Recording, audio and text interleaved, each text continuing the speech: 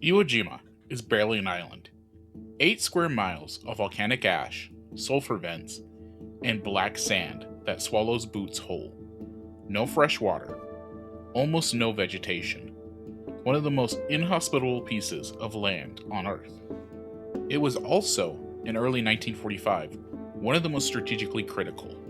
American B-29 bombers fly from the Marshall Islands to strike Japan, passing directly over it.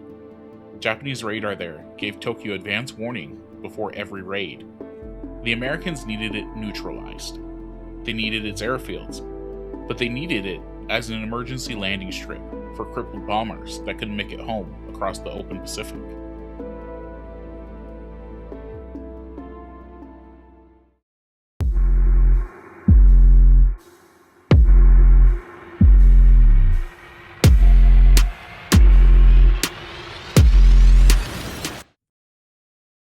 The Japanese commander, General Tadaichi Kobayashi, understood all of this. He also understood he couldn't stop the invasion.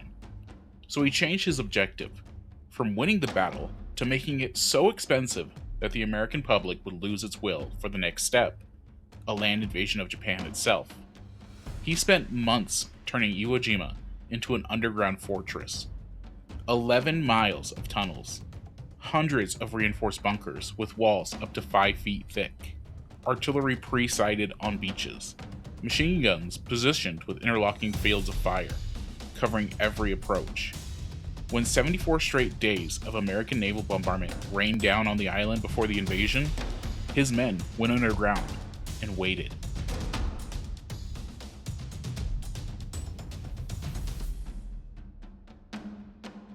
On February 19, 1945, the first wave of Marines hit the beach, and the island came alive.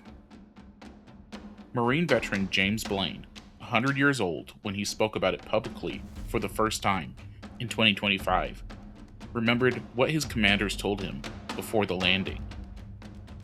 Don't worry about it, you'll only be there about 7 days. Their analysis of Iwo Jima, because it was so tiny, it looked like a piece of cake to go in there and take, was a very poor analysis.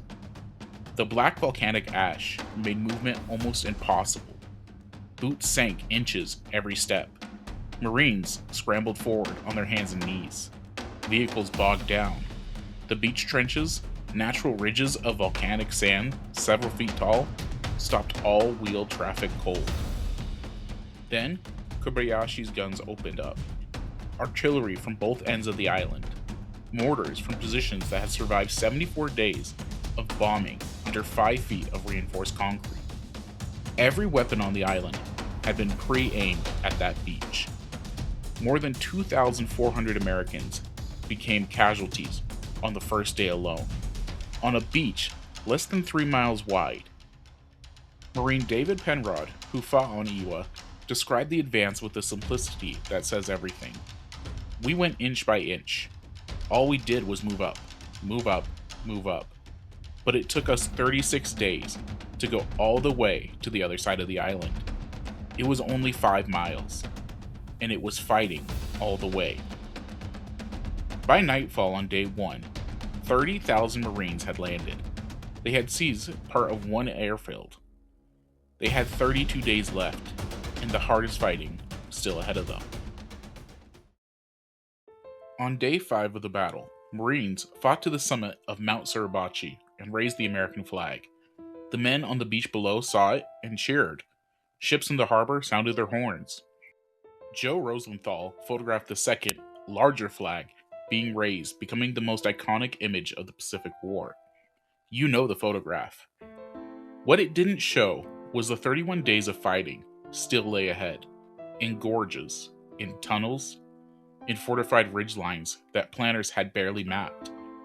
3 of the 6 men in Rosenthal's photograph were killed before the island was declared secure.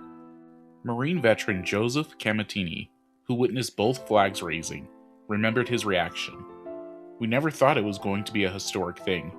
We saw the bigger flag go up, we had a clear look at it, and said, it's about time.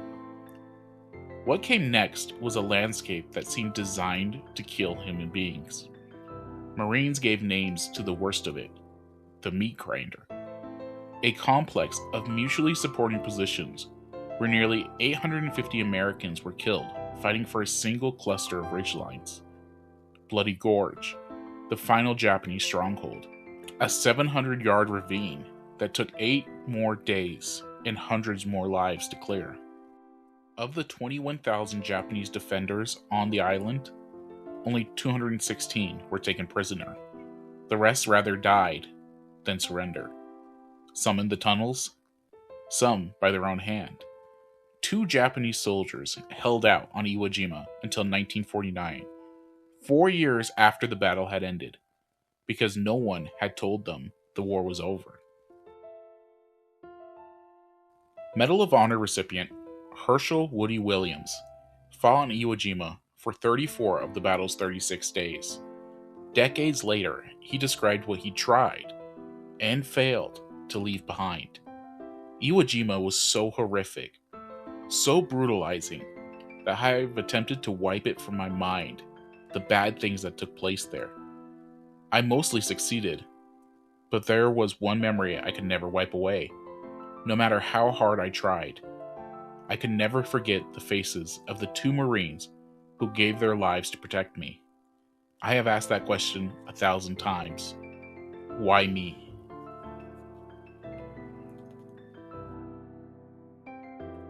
James Blaine didn't talk about Iwo Jima for more than 4 decades. His son, Phil, described what finally came out when his father opened up. He told me some of the things that caused that PTSD. It's some real oh my god kind of stuff. When someone has PTSD, it may be from a car wreck or some horrible thing, a one-time event, but he saw 30 or 40 of these shocking things that stick with you forever. So now I get it. Veterans, clam up. Williams returned home to nightmares, seeing fire spreading on the walls of his bedroom, waking in a cold sweat from images that wouldn't fade. He found his way through faith and community. His brother, who also served, never did. The brother suffered what many Marines then called a crack-up, what we now understand as PTSD. His outcome was profoundly different. Ira Hayes, one of the 6 men in Rosenthal's photograph, came home a celebrated hero and spent the rest of his short life unable to outrun what he had seen. He died at 32. The war he carried inside him outlasted the war on the island. These were not weak men. They were 19 and 20-year-olds. They had survived something that left almost no one who had experienced it unchanged. The battle lasted 36 days. The island was declared secure on March 26, 1945. Nearly 6,900 Americans were killed. More than 19,000 wounded. Total casualties exceeding 26,000. Roughly 1 in 3 of everyone who landed. The Marine Corps suffered more dead at Iwo Jima in 36 days than in the entire First World War. 27 Medals of Honor were awarded, more than in any other single battle in American history. Admiral Chester Nimitz put it simply: among the Americans who served on Iwo Island, uncommon valor was a common virtue.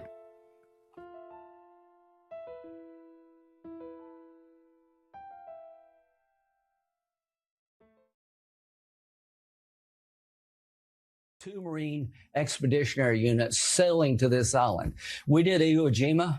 We can do this. The Marines, my money is always on the Marines. I don't know if you take the... Senator Graham's comparison of Kharg Island to Iwo Jima drew immediate pushback, not just from Democrats, but from Republicans and military analysts across the political spectrum. His critics were right that the scale and circumstances are very different. Military experts have noted that Kharg Island operation, whatever its risk, would not be the same as 70,000 Marines storming a fortified volcanic island defended by 21,000 soldiers who had sworn to die rather than surrender. But his critics were also pointing at something real. When a political leader reaches for Iwo Jima as shorthand for a difficult but doable military mission, they are borrowing the weight of nearly 7,000 American deaths to make a political argument. And borrowed weight has a cost. A Marine general, when asked in 2022 how many casualties the US would likely suffer in a war with China over the Pacific Islands, he replied, "We're not doing an Iwo Jima again. That needs to be clear." The men who actually study these things understand what that name means. They do not use it lightly. They do not invoke it to end an argument on a Sunday morning talk show.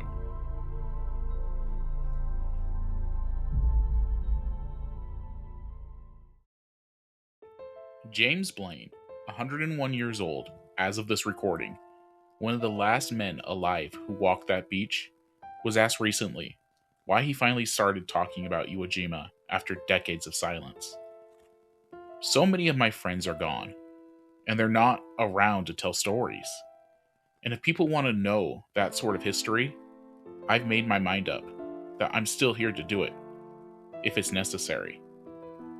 Iwo Jima is necessary to understand, not as a symbol, not as a slogan, as a specific thing that happened to specific people on a specific island.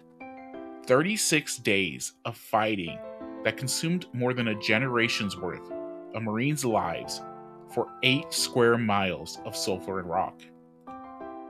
Whatever one thinks of the current debate in Washington about islands and operations and strategic objectives, those debates deserve to be had with full knowledge of what the word Iwo Jima actually carries. 7,000 Americans never came home from that island. Their average age was 19. They are owed, at minimum, the courtesy of not being invoked casually.